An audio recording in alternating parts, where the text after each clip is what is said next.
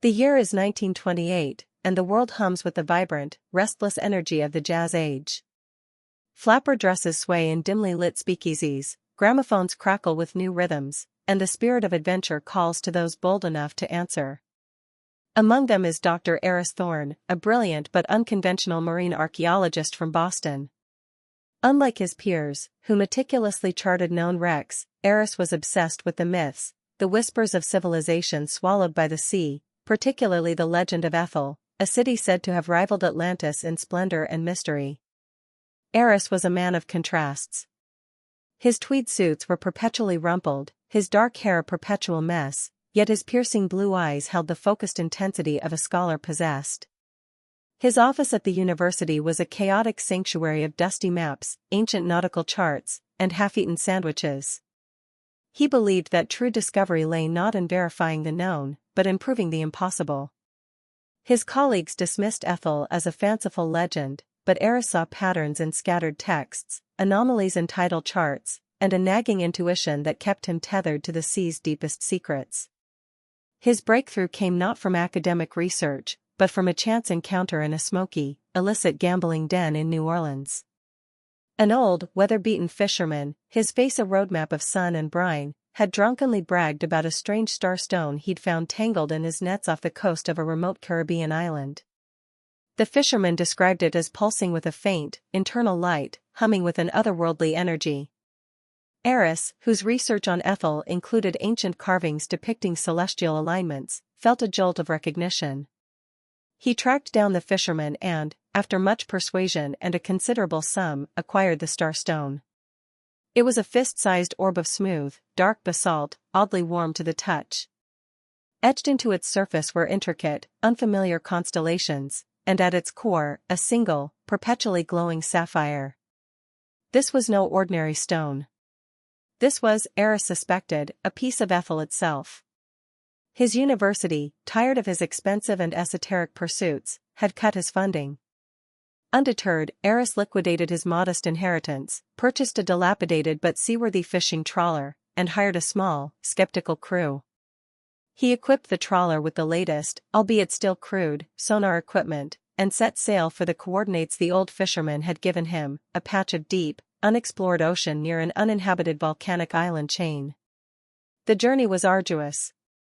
Storms lashed the trawler, equipment malfunctioned, and his crew, a motley assortment of hardened sailors and ex-smugglers, grumbled constantly. Yet, Aris's resolve never wavered. He spent his nights on deck, poring over the starstone, comparing its celestial map to his own charts, convinced it held the key to Aethel's hidden location. One particularly clear night, under a sky ablaze with unfamiliar stars, Aris held the starstone aloft. The sapphire at its heart pulsed brighter, and the etched constellations on its surface seemed to align with the stars above. He felt a deep resonance, a thrumming vibration that echoed through his very bones. His sonar, which had been stubbornly silent for days, suddenly blared to life. A colossal, anomalous structure appeared on the screen, far below the ocean's surface.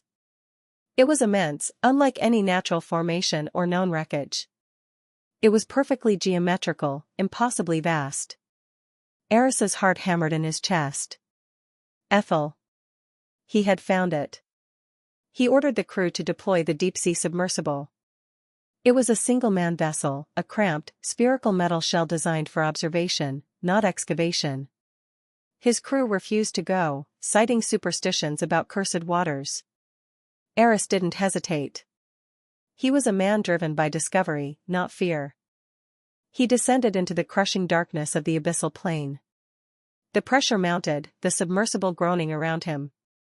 His powerful lights cut through the inky blackness, revealing only the vast, empty expanse of the deep ocean. Just as he began to doubt, a faint, ethereal glow appeared in the distance. He navigated towards it, his heart pounding. The glow intensified, resolving into an impossible sight, a city, perfectly preserved, radiating a soft, bioluminescent light from within its cyclopean structures. It was built of an unknown, shimmering white stone, adorned with intricate carvings that seemed to flow and shift. Colossal towers, elegant arches, and grand plazas spread out before him, untouched by millennia. This was Aethel, the legendary city.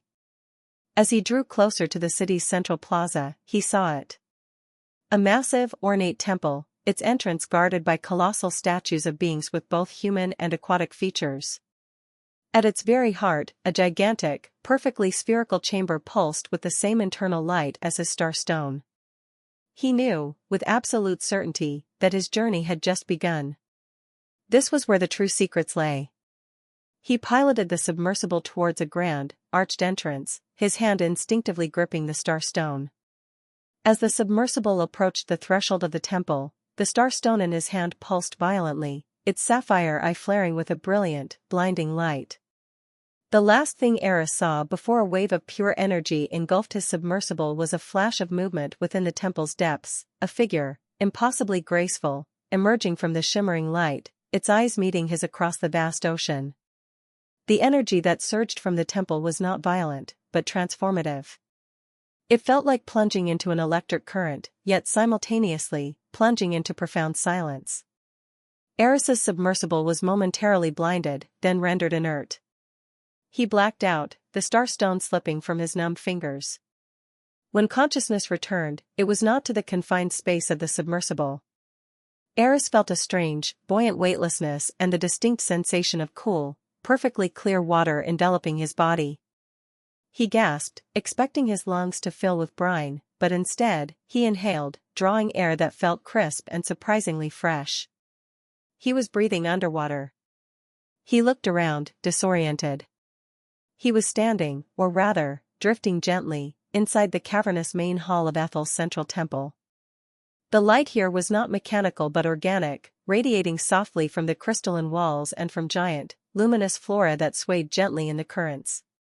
His tweed suit was miraculously dry, and he felt no cold, no pressure, and no urgent need to surface. The starstone lay a few feet away, its sapphire eye dimmed but steady. Before he could process the impossible reality of his situation, he saw the figure that had drawn him in. She was utterly mesmerizing.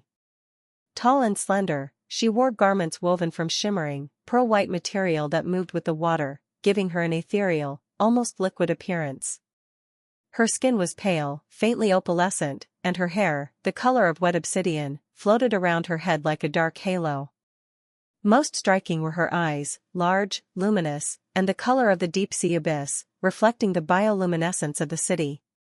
She was the one who had emerged from the light. She drifted towards him with a grace that transcended human movement. As she drew near, Aris noticed the subtle, intricate markings on her forearms, glowing lines that resembled the constellations on his star stone. She stopped inches away, her eyes examining him with a profound, almost sorrowful intensity. She spoke, but the sound was not heard through his ears, it resonated directly within his mind, a voice clear and melodic, like the chime of deep-sea bells. "You are the surface walker. The one who holds the key of Astrea. I am Lyra, and you have awakened Aethel." Aris, the pragmatic scientist, momentarily forgot his training. I can breathe. How is this possible? The pressure, the water. Lyra's silent voice was tinged with faint amusement. The air you draw is a gift of our ancient technology. Aethel is protected by the breath of the ocean, a static field that converts the surrounding pressure and sustains breathable life within. It shields us from the weight of time, but it demands balance. Balance? Aris echoed, still struggling to reconcile his scientific mind with this reality. I am Aris Thorne. I came to study Aethel, the lost city. Lyra's expression grew serious. You came because of the starstone, the key. And because of the unbalance. Aethel was not lost, it chose isolation.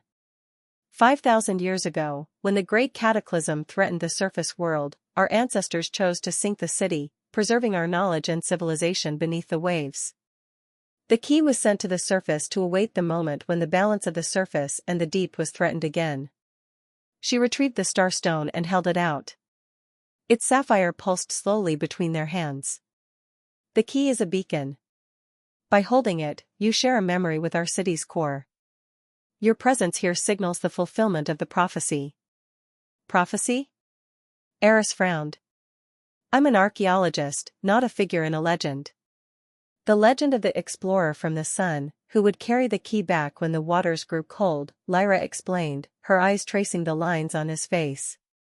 But there is more. Your presence has done more than just breach our shield. It has awakened a connection, a kinship. I feel a resonance with you, Aris Thorne, a pull I do not understand. She led him through the temple hall, past shimmering mosaics and colossal, silent statues. The city was hauntingly beautiful, a silent masterpiece of architecture and hydrotechnology. Yet, it was empty. Where are your people? Aris asked, the silence pressing in. Lyra stopped by a vast, semi-transparent wall that overlooked the silent city streets. Aethel sleeps.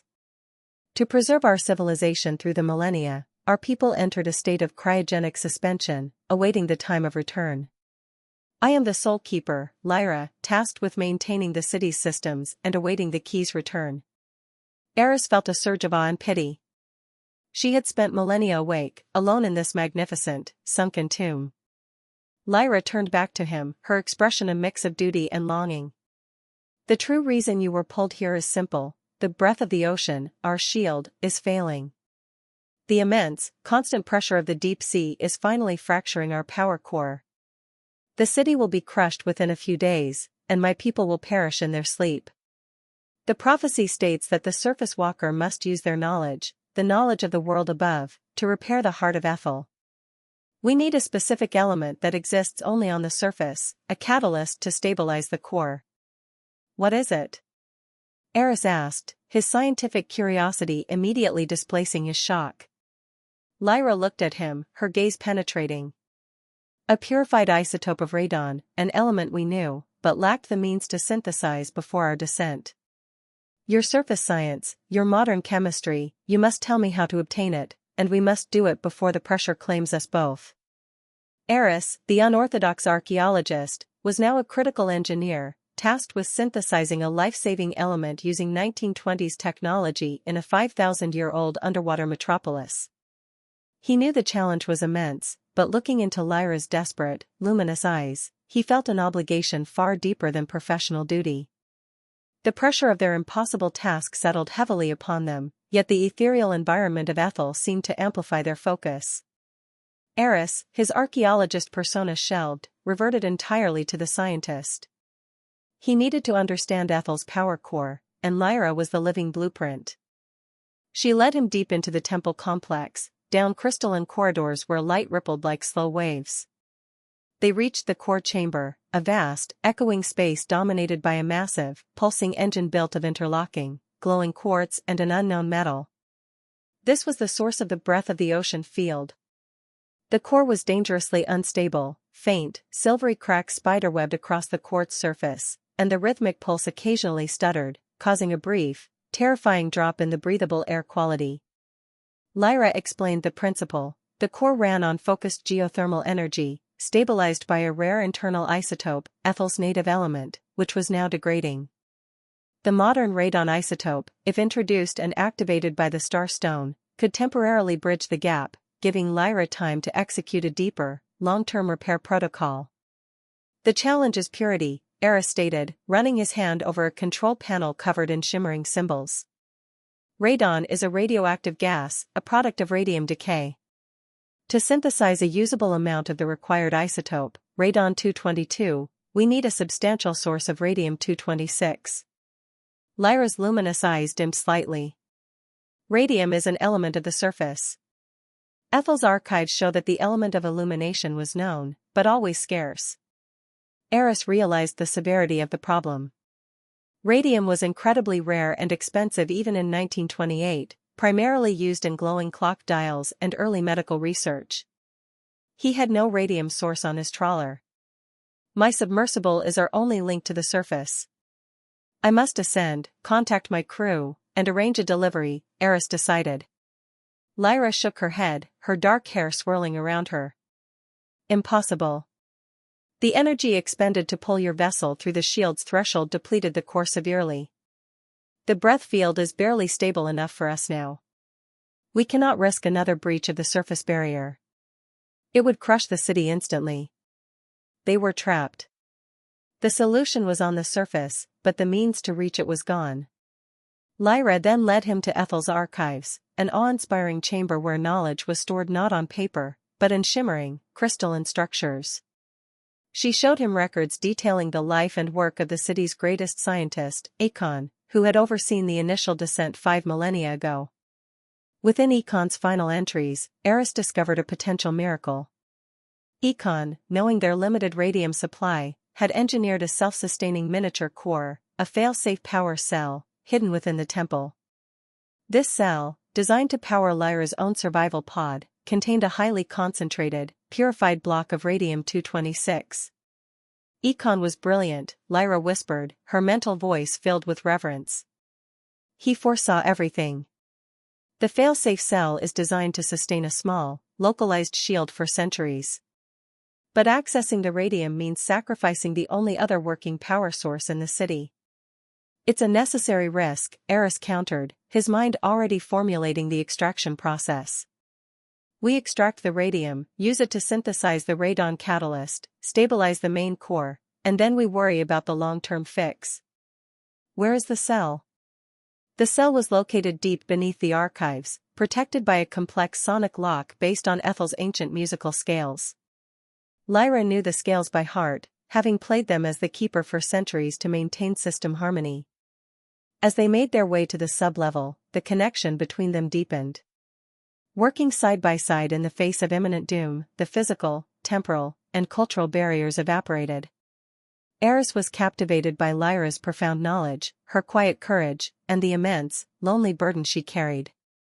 Lyra, in turn, was fascinated by Aris's impulsive passion, his modern perspective, and the sheer humanity he radiated, something she hadn't experienced in millennia. One moment, while navigating a narrow, light-drenched passage, their hands brushed as they pointed out a critical glyph. Lyra's luminous eyes met his. The shared destiny, the intimate dependency, the crushing pressure of the deep, it all coalesced into a single, undeniable feeling. She reached out, her cool, opalescent hand touching his face. Aris Thorne. You are the echo of the surface, the warmth Aethel has been denied for 5,000 years. I was told to await the explorer, but I never expected, the man. Aris responded to the yearning in her eyes, bridging the 5 millennia between them with a kiss. It was a kiss of profound realization, tasting of salt, myth, and desperate, timeless hope. Their connection was not just a required prophecy, it was a deeply personal, cosmic convergence. They found the subterranean chamber containing the fail-safe cell. The entrance was a circular door of dense, unknown metal. Lyra closed her eyes, and the sound of ancient music filled the water, resonating from her very being. The sonic lock shimmered, and the door hissed open, revealing the small, cylindrical power cell. The radium is inside, Aris confirmed, his scientist's excitement tinged with dread. Now, we need to build a makeshift laboratory. We have the source, but we need to isolate the decay product, the radon gas, and deliver it to the core safely. We are working against the clock, Lyra. The next core fluctuation could be the last.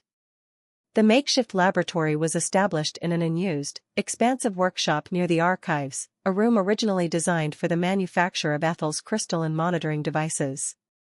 It was here, surrounded by millennia-old tools and shimmering components, that the unlikely partnership of the 1920s scientist and the ancient keeper truly flourished. Aris, relying on his knowledge of early 20th century chemistry, instructed Lyra on the principles of radioactive decay and gas collection. Lyra, meanwhile, provided him with Aethel's superior materials, crystalline filtration membranes far more effective than any surface glass, and a metal alloy, resilient yet pliable, perfect for constructing a gas containment vessel. Their process was complex and fraught with peril. First, they carefully extracted the highly concentrated radium-226 block from the failsafe cell. The block, shielded only by a thin layer of crystalline film, pulsed with an unnerving, greenish light. Aris, acutely aware of the dangers of radium exposure, worked with meticulous, almost surgical precision, using long-handled, specialized Aethelian tools. Radium is constantly decaying, Aris explained, his voice echoing in the chamber. As it decays, it releases the radon gas we need. We must trap that gas. The half-life is short, so we need to be quick and maximize the collection before the core instability overwhelms us. Lyra, using her innate connection to Aethel's systems, managed to redirect a localized energy flow to create a heat differential. This allowed them to temporarily raise the temperature around the radium block, forcing a faster release of the radon-222 isotope.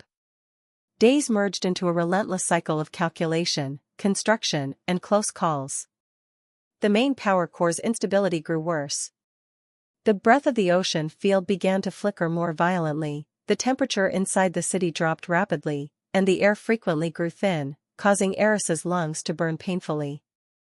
Lyra, whose body was adapted to the field, helped sustain him, often placing her cool hand on his chest to share her own localized energy reserves, a contact that was both necessary and intensely intimate.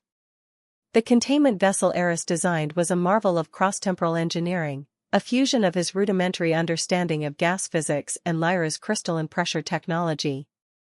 They managed to successfully isolate and compress a critical amount of radon-222 gas, now glowing faintly blue inside the containment sphere.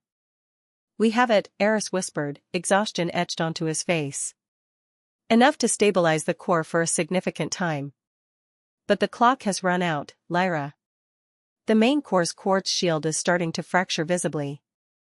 As if on cue, a terrifying, low-frequency hum resonated through the city. The lights flickered, plunged into momentary darkness, and the air pressure dropped so suddenly that Aris nearly collapsed, fighting for breath. "The structural integrity is failing," Lyra projected mentally, her own energy visibly strained.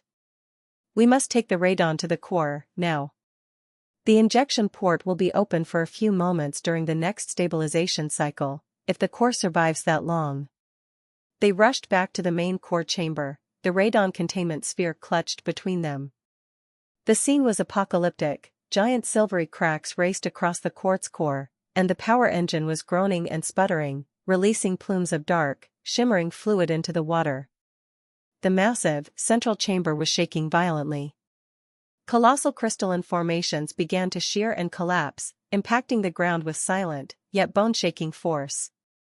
Lyra pointed to a small, retracting valve near the base of the core. "There. The injection port. We have only seconds during the next power surge." Aris took the lead. He scrambled across the debris, navigating the violently shaking chamber. He reached the core's base just as the power hum peaked. The valve hissed open. He expertly attached the containment sphere, his hand steady despite the chaos. But the final lock required immense torque. Aris strained, his muscles burning, but the lock would not turn. His 1920s strength was no match for 5,000-year-old engineering that was now seizing under pressure. Just then, a massive shard of collapsing quartz sheared off a nearby pillar, hurtling towards him. Lyra reacted instantly. She propelled herself forward, throwing her body between Aris and the shard. The impact struck her luminous, opalescent skin. She cried out, but the energy of the shard was somehow absorbed by her body, dissipating into a harmless shimmer. She was gravely wounded, a deep, glowing fissure appearing on her shoulder where the shard hit. Yet, her focus remained on the task. She reached the lock, placed her hands on the valve beside Aris, and projected a surge of pure, internal energy, the same energy she used to power the Archive's sonic lock, into the mechanism. The valve groaned, and with a final, screeching protest, the lock turned and sealed. The radon-222 catalyst was injected into the core. A moment of deafening silence followed, and then, a miraculous change. The shuddering stopped. The dark fluid vanished. The silvery cracks across the quartz surface began to slowly contract and disappear. The core's light stabilized, returning to a powerful, rhythmic, and healthy pulse. The breath of the ocean field solidified. Aris could breathe deeply again, the air was fresh and cool. Aethel was saved. Aris rushed to Lyra, cradling her injured form. Her eyes were closed, her usual luminescence dangerously pale. "Lyra. You're hurt. You risked everything." Her voice resonated weakly in his mind. The city lives, Aris. My people are safe. The purpose is fulfilled. But, the Starstone's energy, it pulled you in. The connection is too strong. Now that the core is stable, it will reject the foreign element. The shield, it will eject you. Aris looked around wildly. He was trapped in the past, but the energy that brought him here was now violently pushing him out. He knew what he had to do. The powerful, renewed thrumming of the Aethel core was now a force of expulsion. The crystalline walls of the chamber began to hum, concentrating the shield's focused energy onto Aris. The subtle, breathable water around him started to twist and distort, signaling the imminent closure of the temporal and physical anomaly that kept him there. He knelt beside Lyra, cradling her head. Her luminous eyes flickered open, filled with a sorrow that transcended their brief time together. Lyra, I can't leave you, Aris insisted, his voice raw with despair. We just saved the city. We can fix your injury. I know enough of your archives now. No, Surface Walker, Lyra interrupted, her mental voice a faint echo. The shield is repairing itself. It must maintain the isolation to protect my people for the next millennia. You are the anomaly. You belong to the sun. She reached out, her opalescent hand touching the dark, basalt starstone which lay nearby. She poured the last of her localized shield energy into it. The sapphire at its core flared brighter than ever before, burning with a pure, agonizing blue light. The key of Astrea is not just a locator, it is a recorder, she explained. I have imprinted within it all the long-term repair protocols. Take it. Use your surface knowledge to guide the world above. Keep the balance, Aris. Prevent the new cataclysm that threatens both your surface world and my deep world. She paused, gathering strength for one last thought. And keep this, my cartographer of the ocean. So that you may remember the echo of the abyss, and the promise that I will wait until the day the waters are warm again. She gently pressed her forehead to his. In that moment of profound, painful contact, Aris felt not just her love and her sacrifice, but the essence of 5,000 years of solitude, duty, and quiet hope. It was a farewell, a burden, and a destiny, all delivered in a single, timeless flash. The energy focused on Aris reached a critical point. The water around him became a violent, pressurized vortex. The sound was deafening, the light blinding. He was ripped away from Lyra, propelled outward from the core chamber like a projectile.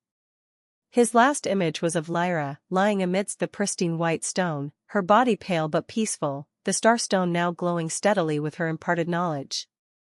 She was the sentinel, the keeper, and his heart. The transition was instantaneous and brutal. Aris found himself violently slammed back into the cramped, dark cabin of his submersible. The metal shell groaned under the sudden, immense hydrostatic pressure of the deep sea. The starstone was clutched in his hand, its light now dimmed to a gentle, constant pulse. He was alive, but the air inside the submersible was stale, cold, and heavy with dread. He was back in his own time, far above the city of Aethel, which was now sealed and silent. He initiated the ascent protocol immediately. Hours later, he breached the surface, the weak, gray light of dawn hitting his eyes. His crew, relieved but exhausted, dragged the submersible aboard the trawler. They found him sitting slumped in the pilot seat, his tweed suit soaked in sweat but miraculously intact. He was holding a smooth, dark basalt orb, the starstone. Aris never spoke of Lyra or the true nature of Aethel. He told his crew only that the pressure had compromised his gear and that the city was too deep and dangerous to explore further. He returned to Boston a changed man. He abandoned his search for sunken treasure and instead dedicated his life to environmental science and resource conservation. Using the scientific blueprints Lyra had encoded in the starstone, which he kept hidden and studied obsessively, he developed radical, sustainable technologies to purify water and stabilize global energy sources, all designed to prevent the very surface cataclysm that had driven Aethel deep. He became a renowned, eccentric genius, his revolutionary work saving countless lives. He wore the starstone on a chain around his neck, a constant, glowing reminder of the city beneath the waves. Every few years, Aris would sail his trawler back to the coordinates, stopping exactly above the silent, sunken city. He would drop a single, perfectly cut sapphire into the water, a tribute to the light in the dark. He lived out his life on the surface, achieving great success and earning global respect. Yet, in the quiet solitude of his lab, he knew his true heart remained 5,000 years in the past, under the crushing weight of the ocean, waiting patiently for the waters to warm again, and the surface walker to return.